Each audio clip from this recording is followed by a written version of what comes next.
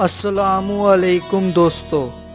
اللہ کی طرف سے ہمارے سارے گناہ اور معافی مانگنے کے لیے ایک بہت ہی خاص موقع ہے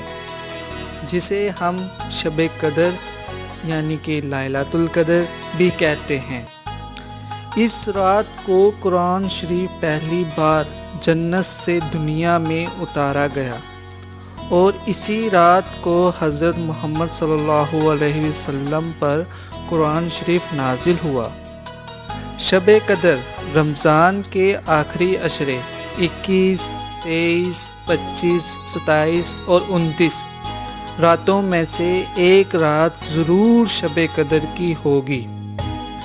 ایک رات کا جاگنا 80 سال کی عبادت سے بڑھ کر ہو جائے گی۔ حضرت علی رضی اللہ تعالی عنہ فرماتے ہیں ایک حدیث میں کہ جو شب قدر کی رات میں نماز عشاء کے بعد 7 مرتبہ انا انزلناہ انا انزلناہ انا انزلناہ پڑھے گا،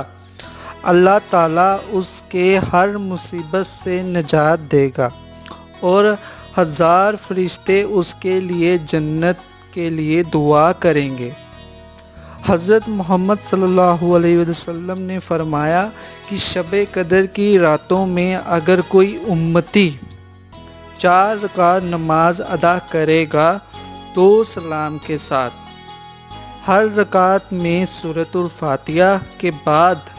3 بار سورۃ القدر اور 1 بار سورۃ الاخلاص کی تلاوت کرے گا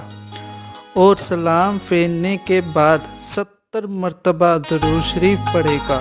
انشاءاللہ اس کی ہر دعا قبول ہوگی۔